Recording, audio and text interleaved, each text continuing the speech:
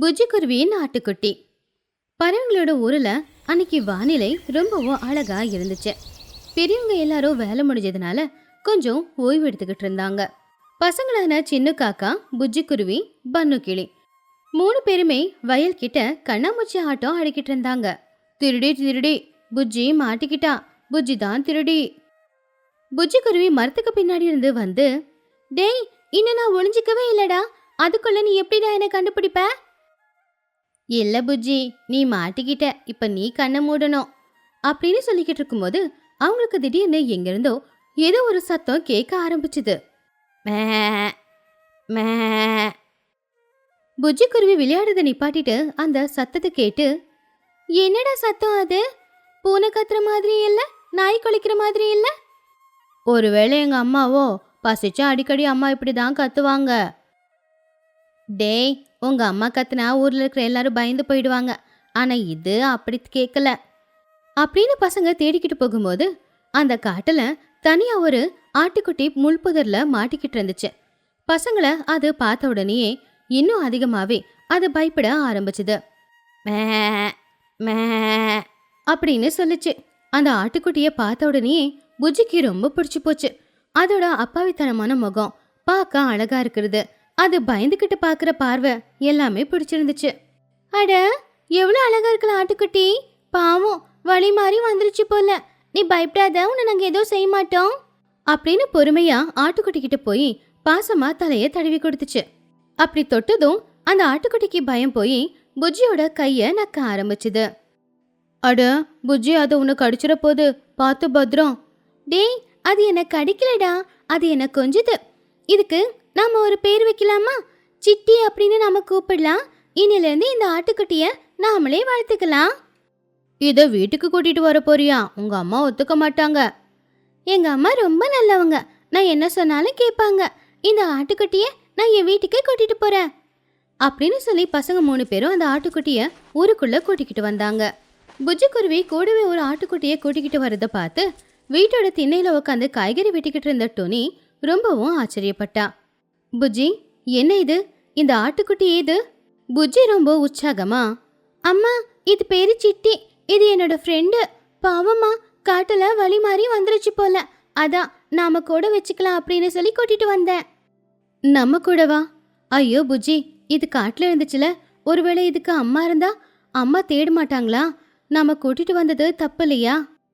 அது கேட்டு புஜ்ஜியோட முகம் வாடி போச்சு. இல்லம்மா, அது பக்கத்துல யாரும் இல்ல, அது தனியா தான் இருந்துச்சு. ரொம்ப பயந்து போயிருந்துச்சு, எனக்கு கஷ்டமா இருந்துச்சுமா, அதனாலதாம்மா அதை நான் வீட்டுக்கு கூட்டிட்டு வந்தேன். பாவம், பால் கூட குடிக்கல போல, பசியோட இருக்குன்னு நினைக்கிறேன். பொண்ணு அவ்வளோ அப்பாவிய கேட்டதுனால துணியால முடியாதுன்னு சொல்ல முடியல. சரி, இன்னைக்கு ஒரு நாள் இங்க இருக்கட்டும், நாளைக்கு காலையில விடிஞ்சதும் அதோட அம்மாவை போய் தேடலாம் அப்படின்னு சொல்லி துணி அந்த ஆடுக்கு கொஞ்சம் பால் கொண்டு வந்து கொடுத்தா. அந்த ஆட்டுக்குட்டியும் பாலை வேக வேகமா குடிச்சுது. அன்னைக்கு அந்த விஷயம் ஊர்ல எல்லாருக்கும் தெரிய வந்துச்சு. எல்லாருக்கும் முன்னாடி சிச்சு காக்கா அதோட பிள்ளையான சின்ன காக்காவை கூட்டிக்கிட்டு துணியோட வீட்டுக்கு வந்துச்சு. அங்க இருக்கிற ஆட்டுக்குட்டிய பார்த்து, என்ன துணி, புது வியாபாரமா? நீ ஆடு மேய்க்க போறியா? அப்ப ஆட்டு பால் விற்ப, எனக்கு கூட, ஆனா கொஞ்சம் டிஸ்கவுண்ட் கொடுக்கணும். ஐயோ சிச்சு, நான் வியாபாரம் எதுவும் ஆரம்பிக்கல, இது புஜ்ஜிக்கு கிடைச்சுதான். ஓ அப்படியா, சரி சரி, அப்ப வளரட்டும். நல்லா வளர்ந்தா இது நல்ல ரேட்டுக்கு விற்கலாம், நிறைய பணம் கிடைக்கும். அப்போ பிரியாணி பார்ட்டி கூட, எனக்கு லெக் பீஸ் வேணும். புஜ்ஜி அதை கேட்டு கோமா, அத்தை, நாங்க சிட்டியை விற்க மாட்டோம், அது எங்க குடும்பத்துல ஒண்ணு. ஆமாமா, அது புஜ்ஜியோட ஃப்ரெண்டு அப்படின்னு சின்ன சொன்னது கேட்டு சிச்சு அமைதியாயிட்டா. அடுத்த நாள்ல இருந்து சிட்டி அந்த ஊரையே ஒரு கலக்கு கலக்க ஆரம்பிச்சான். காலையில சோட்டுக்கிளி ரொம்பவும் ஆசையா வளர்த்துக்கிட்டு இருந்த ரோஜா பூச்செடிய மே மே அப்படின்னு சொல்லி மொத்தத்தையே சாப்பிட்டுச்சு. மதிய நேரம் மகிக்கழகு மளிகை கடைக்கு வெளியில காய போட்டிருந்த அப்பளத்தை எல்லாமே மிதிச்சுட்டு போயிடுச்சு. அப்பளம் எல்லாமே தூள் தூளா உடஞ்சு போச்சு. அன்னைக்கு சாயந்தர நேரம் சிச்சு காக்கா எப்பவுமே வாசல்ல போட்டு படுக்கிற பாய பிச்சு பிச்சு தின்னு தூள் தூளா ஆக்கிடுச்சு. பறவைங்க எல்லாருமே கம்ப்ளைண்ட் பண்ண டோனி வீட்டுக்கு வந்தாங்க. பாவம் சோட்டு அழுதுகிட்டே, டோனி, உன் ஆட்டுக்குட்டி ரோஜா தோட்டத்தை எப்படி நாசமாக்கிடுச்சு தெரியுமா? நான் அதை எவ்வளோ ஆசையா வளர்த்துக்கிட்டு இருந்தேன். நான் கடைக்கு முன்னாடி காய போட்டிருந்த அப்பளத்தை எல்லாம் மிதிச்சு அதை தூள் தூளா ஆக்கிடுச்சு. சிச்சு காக்கா ரொம்பவுமே கோவத்துல, நான் தினமும் வாசல்ல போட்டு படுக்கிற என்னோட பாய பிச்சு பிச்சு போட்டுருச்சு. இனிமே நான் படுக்கிறதுக்கு பாய்க்கு எங்க போவேன்? இந்த ஆட்டுக்குட்டியோட அட்டகாசம் நாளுக்கு நாள் அதிகமாயிக்கிட்டு இருக்கே. துணிக்குருவி எல்லாரையுமே சமாதானப்படுத்தினா. மன்னிச்சிடுங்க, அது சின்ன குழந்தை இல்ல, தெரியாம பண்ணிருக்கோம். நான் அதுகிட்ட சொல்லி வைக்கிறேன். ஆனா சிட்டி மட்டும் அதோட குறும்புத்தனத்தை நிப்பாட்டல. ஊர் முழுக்க ஏதோ ஒரு சின்ன சுனாமி மாதிரி சுத்திக்கிட்டு இருந்துச்சு. ஆனா புஜ்ஜிக்கு சிட்டினா உயிர். அவன் பண்ற குறும்புத்தனத்தை பார்த்து சந்தோஷப்படுவா. அன்னைக்கு மதிய நேரம் புஜ்ஜி, சின்னு, பன்னு 3 பேரும் விளையாடிக்கிட்டு இருக்கும்போது சிட்டி யாருக்கும் தெரியாம சிச்சுவோட வீட்டுக்கிட்ட போச்சு. சிச்சு காக்கா அப்பதான் வயிறார சாப்பிட்டு முடிச்சிட்டு வாசல்ல பாய போட்டு படுத்து தூங்கிக்கிட்டு இருந்தா. அப்பதான் சிட்டி அங்க வந்துச்சு. சிச்சு காக்கா தலையில வச்சிருந்த தலகாணிய பார்த்துச்சு. அந்த தலகாணிய பிடிச்சு போய் அத மெதுவா கடிக்க ஆரம்பிச்சுது. அந்த சத்தத்தை கேட்டு சிச்சு காக்காவுக்கு தூக்கம் போயிடுச்சு. கண்ணு திறந்து பார்த்தா அவளுடைய தலகாணிய சிட்டி சாப்பிட்டுக்கிட்டு இருக்கிறத பார்த்தா. அட, என் தலகாணி, டேய் டேய், என் தலகாணி விடுறா அப்படின்னு சத்தமா கத்துச்சு. அந்த சத்தத்தை கேட்டு சிட்டி பயந்து அங்கிருந்து ஓட ஆரம்பிச்சுது. எங்க போறதுன்னு தெரியாம கடைசியில சிச்சு காக்காவோட வீட்டு கூரை மேல ஏறி நின்னுக்குச்சு. அந்த வீடு ஒரு சாதாரண மண் வீடு. மேல போட்டிருக்கிறது ஒரு சிமெண்ட் ஷீட்டு மட்டும்தான். சிட்டி மேல ஏறினதும் அந்த ஷீட்டு உடைய ஆரம்பிச்சுது. சிச்சு காக்கா ரொம்ப சத்தமா, ஐயோ, என் வீடு இடிஞ்சு விழ போகுது, எல்லாரும் ஓடுங்க, நானும் ஓடுறேன் அப்படின்னு சிச்சு காக்கா வேகமா ஓடுனா. அப்போ ஊர்க்காரங்க எல்லாருமே அங்க வந்து சேர்ந்தாங்க. வீட்டு கூரை மேல நின்னுக்கிட்டு இருந்த சிட்டி மே மே அப்படின்னு கத்திக்கிட்டு இருந்துச்சு. வீட்டுக்கு கீழே சிச்சு காக்கா சத்தம் போடுறத பார்த்து எல்லாருமே சிரிச்சாங்க. என்ன எல்லாரும் சிரிக்கிறீங்க? அந்த ராட்சசனை கீழே இறக்குங்க. துணி, உன் ஆட்டுக்குட்டியே கீழே வர சொல்லு, இல்லைன்னா என் வீடு இடிஞ்சு விழுந்துரு போல. அதுக்கப்புறம் அதோட செலவு எல்லாத்தையுமே உன்கிட்ட தான் நான் கட்ட சொல்லுவேன். சிச்சு, பயப்படாதே இரு, நான் இப்பவே அது கீழே இறங்க சொல்றேன். துணி, மஹி, சோட்டு 3 பேருமே ரொம்பவும் கஷ்டப்பட்டு ஒரு ஏணியை போட்டு சிட்டிய மேல இருந்து கீழே இறக்குனாங்க. சிச்சு காக்கா மட்டும் சத்தமா, என் வீட்டோட ஷீட்டு உடஞ்சு போச்சு, அது மறுபடியும் புதுசா மாத்தணும், எனக்கு நஷ்ட ஈடு வேணும் அப்படின்னு சண்டை போட்டா சிச்சு காக்கா. அதை கேட்டு துணிக்குருவி ஒரு முடிவுக்கும் வந்தா. புஜி, பார்த்தல, சிட்டி நம்ம கூட இருந்தா ஊர்ல இருக்கிற எல்லாருக்கும் தொந்தரவு, அதனால நமக்கும் தொந்தரவு. சிட்டியோட அம்மாவும் சிட்டி இல்லாம கஷ்டப்படுவாங்கல்ல, வா இவனை கூட்டிட்டு போய் அவங்க அம்மா கிட்ட விட்டுடலாம் அப்படின்னு சொன்னான். அதை கேட்டு புஜ்ஜிக்கு ரொம்ப வருத்தம் ஆயிடுச்சு. கண்ணுல இருந்து கண்ணீர் வந்துச்சு. ஆனா அவங்க அம்மா சொன்னது கூட உண்மை அப்படின்னு அவ யோசிச்சா.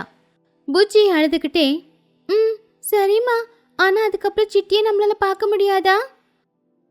நிச்சயமா பார்க்கலாம். சரி வா, முதல்ல அது எங்க தொலைஞ்சு போச்சோ அங்க போலாம். அடுத்த நாள் காலையில துணி, புஜ்ஜி, பன்னு, சின்னு 3 பேருமே சிட்டியோட காட்டுக்கு கிளம்புனாங்க. சிட்டியோட கழுத்துல இருக்கிற மணிய அவங்க அசைச்சிக்கிட்டே நடந்து போய்கிட்டு இருந்தாங்க. கொஞ்ச தூரம் போகும்போது ஒரு ஆடு மேய்க்கிறவன், அதாவது ஒரு புறா அங்க நின்னுக்கிட்டு இருந்துச்சு. அந்த புறா ரொம்பவும் கவலையா ஆட்டு மந்தைய பாத்துக்கிட்டு இருந்துச்சு. ஏங்க, ஏன் இவ்வளவு கவலையா இருக்கீங்க? நாங்க ஏதாவது உதவி செய்யணுமா?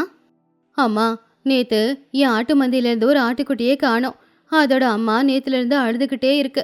அந்த ஆட்டுக்குட்டி எங்க போச்சோ தெரியல. அப்பதான் சிட்டி மே அப்படின்னு கத்துச்சு. அந்த சத்தத்தை கேட்டதும் ஆட்டு மந்தையில இருக்கிற ஒரு பெரிய ஆடு அவங்கள பார்த்து வேகமா ஓடி வந்துச்சு. அப்ப சிட்டியும் அம்மாவை பார்த்து வேகமா ஓடி வந்துச்சு. அம்மா புள்ள 2 பேருமே கட்டி பிடிச்சுக்கிட்டாங்க. அவங்க 2 பேரும் சேர்ந்ததை பார்த்து துணியும் புஜ்ஜியும் சந்தோஷப்பட்டாங்க. அப்ப அந்த புறா சந்தோஷமா, அப்பாடா, ஆட்டுக்குட்டி கிடைச்சிருச்சு, நீங்க பண்ணது ரொம்ப பெரிய உதவிமா, என் ஆட்டுக்குட்டியை பத்திரமா கொண்டு வந்து சேர்த்திருக்கீங்க, இந்த உதவியை நான் மறக்கவே மாட்டேன். எங்களுக்கும் ரொம்ப சந்தோஷங்க, எங்க சிட்டி அவங்க அம்மா கூட சேர்ந்திருக்கு, அதனால அதுவும் ரொம்ப சந்தோஷமா தான் இருக்கும். புஜ்ஜியோட நல்ல மனசை பார்த்து புறா ரொம்பவும் சந்தோஷப்பட்டுச்சு. ரொம்ப சந்தோஷமா, ஆனா எனக்காக நான் ஒவ்வொரு வாரமும் ஆட்டுப்பால் கொடுத்து அனுப்புறேன், 2 பேரும் வாங்கிக்கோங்க. புஜ்ஜி ரொம்ப கவலையா இருந்தாலும் சிட்டி அவங்க அம்மா கூட சேர்ந்து சந்தோஷமா இருக்கிறத பார்த்து அவ சந்தோஷப்பட்டா. அதுக்கப்புறம் அவங்க எல்லாருமே ஊருக்கு திரும்ப வந்துட்டாங்க. இந்த விஷயத்தை கேள்விப்பட்ட சிச்சு காக்கா துணிக்குருவிய பார்க்க வந்துச்சு. என்ன துணி, அந்த ஆடு மேய்க்கிறவங்க பால் கொடுக்குறேன்னு சொன்னாங்களாமா, காலையில தருவாங்களா இல்ல சாயந்தரம் தருவாங்களா? இனிமே தினமும் காலையில வந்து உன் வீட்டுல காஃபி குடிக்கலான்னு இருக்கேன். அதை கேட்டு அங்கிருந்தவங்க எல்லாருமே சிரிச்சாங்க. புஜ்ஜிக்கு சிட்டி அவளை விட்டு போனது கவலையா இருந்தாலும் ஒரு நல்ல வேலையை செஞ்சோம் அப்படிங்கிற சந்தோஷமும் இருந்துச்சு. பறவைகளோட ஊரில் வாழ்ந்துகிட்டு இருந்த பறவைங்க எல்லாருமே எப்பவுமே ஒண்ணுமா சந்தோஷமா வாழ்ந்துகிட்டு பண்டிகைகள் வந்தா ஒன்னா சேர்ந்து சந்தோஷமா கொண்டாடிக்கிட்டு இருந்தாங்க. இப்பதான் விநாயகர் சதுர்த்தி பண்டிகை முடிஞ்சிருந்தது. விநாயகரை ஆத்துல கொண்டு போய் கரைச்சதுக்கு அப்புறமாவும் கூட அவங்க தினமும் சாமி கும்பிட்டது, ஆட்டம் போட்டது, பாட்டு போட்டது எல்லாம் ஞாபகத்திலேயே இருந்துச்சு. இப்படி இருக்கும்போது மறுபடியும் பண்டிகை நாள் வந்துச்சு. அதனால பறவைங்க எல்லாருமே ஒரு மரத்துக்கு கீழே நின்று பேசிக்கிட்டு இருந்தாங்க. குஹு, சோட்டு, சிச்சு, லூசி, டுனி, மஹி அவங்க கூட அவங்களுடைய பிள்ளைங்களான புஜ்ஜி, பன்னு, சின்னு எல்லாருமே வந்திருந்தாங்க. இப்பதான் விநாயகர் சதுர்த்தி முடிஞ்ச மாதிரி இருந்துச்சு. அதுக்குள்ள மறுபடியும் ஊர் பண்டிகை வந்துருச்சே. ஆமா ஆமா, ஊர் பண்டிகைனாலே கோலாகலம் தான். ஆமா, இந்த தடவை யார் வீட்டு வாசல்ல பெரிய கோலத்தை போடலான்னு இருக்கீங்க? என் வீட்டு வாசல்ல முடியாது. ஏன்னா என் வீட்டு வாசல் ரொம்ப சின்னது. அதுல பெரிய கோலம் போட்டு நாம சாமி கும்பிடணும் அப்படின்னா அது நடக்காத விஷயம். ஆமா லூசி, நீ சொன்னது உண்மைதான். என் வாசலும் சின்னதுதான். எங்க புஜ்ஜி விளையாட கூட அங்க இடம் இருக்காது. இப்படி இருக்கும்போது அங்க எப்படி சாமி கும்பிடுறது? அம்மா, நான், சின்னு, பன்னு 3 பேரும் சேர்ந்து விளையாடணும்னா ஊருக்கு நடுவுல நீங்க கோலத்தை போட்டாதான் சரியா இருக்கும். ஆமா ஆமா, ஊருக்கு நடுவுல போட்டா ரொம்ப நல்லா இருக்கும் அப்படின்னு எல்லாருமே சொல்லும் போது, ஆமா, எங்க வீட்லயும் இடம் பத்தாது. ஊருக்கு நடுவுல பெரிய கோலம் போட்டு பூக்களால அலங்காரம் பண்ணி நாம அம்மனை வச்சு கும்பிடலாம். பசங்க சொல்றது நல்ல யோசனை தான். யார் வீட்டு வாசல்லையும் வைக்க வேண்டாம். இந்த தடவை ஊருக்கு நடுவுல கோலத்தை போட்டு பூக்களால அலங்காரம் பண்ணி அங்க நாம அம்மனை வச்சு கும்பிட ஆரம்பிக்கலாம். அப்ப அம்மனும் சந்தோஷப்படுவான். ஊர் பண்டிகையை நல்லபடியா கொண்டாடினா நமக்கு புண்ணியமும் வந்து சேரும். மகியோட யோசனை நல்லாதான் இருக்கு. ஊருக்கு நடுவுலன்னா எல்லாரும் வருவாங்க, பெரிய பண்டிகையா மாறிடும். அதெல்லாம் சரிதான். இப்ப சாமி கும்பிடுறதுக்கு நிறைய பூ வேணுமே. அவ்வளவு பூவுக்கு நம்ம எங்க போறது? மலைக்கு பக்கத்துல இருக்கிற தோட்டத்துல போய் பறிச்சுட்டு வரலாமா? அந்த தோட்டத்துல பூக்களை எல்லாம் நாம பறிச்சுட்டு வந்துட்டோம்னா அப்புறம் பக்கத்து ஊருக்காரர் சண்டை போடுவாங்களே, அப்ப என்ன பண்றது? அப்ப துணி சிரிச்சுக்கிட்டே, லூசி, அவ்வளவு பயப்படாத. பக்கத்து ஊருக்காரங்களும் நம்ம ஆளுங்க தானே, கோவப்பட மாட்டாங்க. அப்படின்னா பூ எடுத்துட்டு வர நம்ம எல்லாரும் போலாம். மொத்த பூவும் எடுத்துட்டு வந்துட்டோம்னா பெரிய சாதனை தான். அப்படியே எல்லாருமே நாளைக்கு பண்டிகை எப்படி கொண்டாடுறது அப்படிங்கறத பத்தி பேசி முடிவெடுத்தாங்க. அதுக்கப்புறம் சந்தோஷமா வீட்டுக்கு போனாங்க. அடுத்த நாள் காலையில எல்லாருமே சீக்கிரமா வீட்டு வேலை எல்லாத்தையுமே முடிச்சிட்டு பூக்களை பறிக்கிறதுக்காக வந்தாங்க. அப்போ லூசி புறா சோட்டு கிட்ட, சோட்டு, நானும் மகியும் ஆத்தங்கரையில பூ பறிக்கிறதுக்காக போறோம். குஹு எங்க கூடவே வரட்டும். குஹுக்கு ஆத்தங்கரை ஓரமா நல்ல பூ எங்க கிடைக்கும்னு தெரியும். அப்போ நானும் சிச்சும் காட்டுல பூ பறிக்கிறதுக்காக போறோம். துணி வேணா வயல்கரையில போய் பறிக்கிட்டோம்.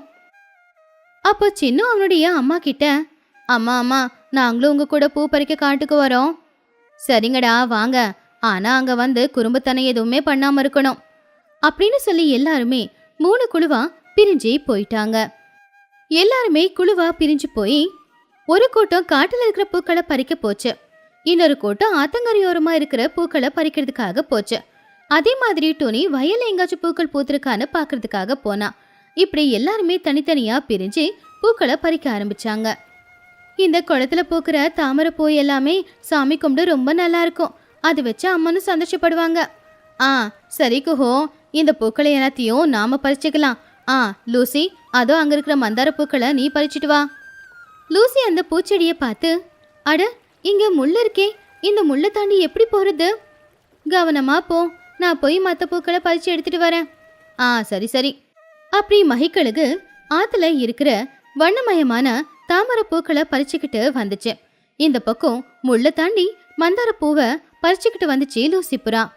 காட்டுல சிச்சு காக்கா கூட சேர்ந்து சின்னு, பன்னு, புஜ்ஜி, சோட்டு எல்லாரும் விளையாடிக்கிட்டு பூக்களை தேடிக்கிட்டு இருந்தாங்க.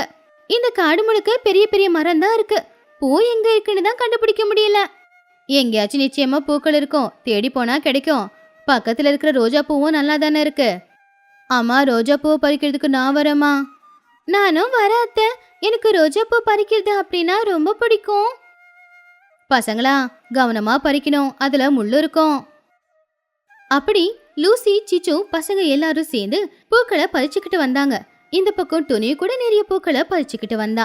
அப்படி அன்னைக்கு சாயந்தர நேரம் எல்லாருமே ஊருக்கு நடுவுல அவங்க கொண்டு வந்த பூக்களை எல்லாத்தையுமே வச்சிருந்தாங்க. பார்க்க அழகா இருந்துச்சு அந்த பூக்கள். மஹி, குஹு, லூசி எடுத்துட்டு வந்த தாமரை பூவும் மந்தார பூவும் அங்க இருந்துச்சு. அதே மாதிரி சிச்சு, சோட்டு எடுத்துட்டு வந்த ரோஜா பூவும் மல்லிப்பூவும் இருந்துச்சு. துணி எடுத்துட்டு வந்த சாமந்தி பூ, செண்டு பூவும் அங்க இருந்துச்சு. அவங்க எல்லாரும் சேர்ந்து அந்த எல்லா பூக்களையும் வச்சு கோலம் போட்டு ரொம்ப அழகா அலங்காரம் பண்ணாங்க. ஆஹா, இது பார்க்க எவ்வளவு அழகா இருக்குல்ல. மொத்த பூவையும் ஒரே இடத்துல அலங்காரம் பண்ணதுனால பார்க்க ரொம்ப அழகா இருக்கு. ஆமா லூசி, நாம எல்லாரும் தனித்தனியா செய்யாம ஒன்னா சேர்ந்து பண்ணிருக்கோம் இல்லையா, அதனாலதான் இது பார்க்க இவ்வளவு அழகா இருக்கு. சரி, ஏதாவது பாட்டு பாடணும் இல்லையா? என்ன பாட்டு பாடுறது? பாட்டு அப்புறமா பாடலாம், முதல்ல இத பத்திரமா கொண்டு போய் வைக்கலாம் அப்படின்னு சொல்லி பறவைங்க எல்லாருமே கோலத்தை சுத்தி நடந்து வந்து கையெல்லாம் தட்டிக்கிட்டு சந்தோஷமா பாட்டு பாட ஆரம்பிச்சாங்க. அப்படி எல்லாரும் சந்தோஷமா இருந்தாங்க. அப்ப லூசி புறா எல்லாருக்கும் முன்னாடியும் நான் முதல்ல ஒரு பாட்டு பாடிறேன்னு சொல்லி சந்தோஷமா பாட்டு பாடிக்கிட்டு இருந்துச்சு. அப்ப எல்லாருமே லூசி கூடவே சேர்ந்து சந்தோஷமா பாட்டு பாடிக்கிட்டு இருந்தாங்க. சின்ன பன்னு புஜ்ஜி எல்லாருமே டான்ஸ் ஆடிக்கிட்டு இருந்தாங்க. லூசி, உன் குரல் ரொம்ப நல்லா இருக்கு. ஆமா டோனி, எனக்கு பாடுறது ரொம்ப பிடிக்கும். அப்படியா? அப்படின்னா தினமும் நீயே பாட்டு பாடிடு லூசி. அப்படி முதல் நாள் முடிஞ்சு போச்சு. அடுத்த நாள் மறுபடியும் எல்லாரும் புது பூக்களை பறிச்சுக்கிட்டு வந்தாங்க. மறுபடியும் புது பூக்களால அலங்காரம் செஞ்சாங்க. அதே மாதிரி பாட்டு பாடி சந்தோஷமா இருந்தாங்க. இப்படியே நாட்களும் போய்கிட்டு இருந்துச்சு. ஐயோ, 2 நாளா பாடினதுல என் குரல் சுத்தமா போயிடுச்சு. என் நிலைமை ரொம்ப மோசமா இருக்கு. என்னால இனிமே பாடவே முடியாது. அட, 2 நாளைக்கு இந்த நிலைமைனா இன்னும் 7 நாள் இருக்குல்ல, அது வரைக்கும் என்ன பண்றது? இப்படியே நாட்களும் போய்கிட்டு இருந்துச்சு. தினமும் பலவிதமான பூக்களை பறிச்சுட்டு வந்து அலங்காரம் செஞ்சுக்கிட்டு இருந்தாங்க. இப்படி புது புது பூக்கள், புது புது அலங்காரம், புது புது பாட்டு. பசங்க எல்லாருமே ரொம்பவும் சந்தோஷமா பாட்டு பாடிக்கிட்டு டான்ஸ் ஆடிக்கிட்டு சந்தோஷமா இருந்தாங்க. பாருங்க பசங்க எவ்வளவு சந்தோஷமா இருக்காங்கன்னு. ஆமா, அவங்க சந்தோஷம் தானே நம்ம எல்லாருக்குமே முக்கியம். கடைசியில 9வது நாளும் வந்துருச்சு. அந்த 9வது நாள் ஊர்ல இருக்கிற எல்லாரும் அவங்கவுங்க வீட்டுல தயார் பண்ணி வச்சிருந்த அந்த பூ அலங்காரத்தை ஊருக்கு நடுவுல கொண்டு வந்து வச்சாங்க. எல்லாரும் எப்பவும் போலவே பாட்டு பாடிக்கிட்டு டான்ஸ் ஆடிக்கிட்டு ரொம்பவுமே சந்தோஷமா கொண்டாடினாங்க. இந்த 9 நாட்கள் நாம எல்லாருமே ரொம்ப சந்தோஷமா இருந்தால லூசி, நீ மட்டும் இல்லனா இந்த பண்டிகை இந்த அளவுக்கு நல்லபடி நடந்திருக்காது.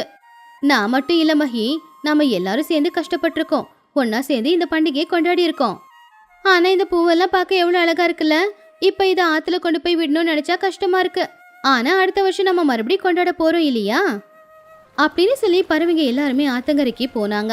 அவங்க அங்கேயே பாட்டு பாடி அவங்க அலங்காரம் பண்ண அந்த பூக்களை தண்ணியில விட்டாங்க. ஐயோ, பூ போகுது, நான் ரொம்ப மிஸ் பண்றேன் இத. ஆனா அடுத்த வருஷமும் இதே மாதிரி கொண்டாடலாம் சோட்டோ, எதுக்காக நீ கவலைப்படுற? டேய் சின்ன பன்னு, அடுத்த வருஷமும் நம்ம ஊர் பண்டிகை வரோம் இல்லையா, அப்போ நாம இதே மாதிரி கொண்டாடணும். ஆமா புஜ்ஜி, நீ சொல்லி நாங்க கேட்காம கூட இருப்போமா? அடுத்த வருஷம் எப்படி கொண்டாடுறோன்னு மட்டும் ಪಾರು ಬುಜ್ಜಿ. ಹಾಗೆ ಆ ವರ್ಷ ತುಂಬಾನು ಕಷ್ಟಪಟ್ಟು ಊರಿನ ಹಬ್ಬನ ಪಕ್ಷಿಗಳು ಎಲ್ಲರೂ ಸೇರಿ ಒಗ್ಗಟ್ಟಾಗಿ ಆಚರಿಸಿದ್ರು. ಆದ್ರಿಂದ ಆ ಹಬ್ಬ ತುಂಬಾ ಚೆನ್ನಾಗಿ ನಡೆಯಿತು. ಆ ನೆನಪುಗಳು ಎಲ್ಲ ಕೂಡ ಪಕ್ಷಿಗಳ ಮನಸ್ಸಿನಲ್ಲಿ ಹಾಗೇನೆ ನಿಂತೋಯ್ತು. ಮುಂದಿನ ವರ್ಷ ಊರಿನ ಹಬ್ಬ ಯಾವಾಗ ಬರುತ್ತೆ ಅಂತ ಎಲ್ಲರೂ ಕಾಯ್ತಾ ಇದ್ರು.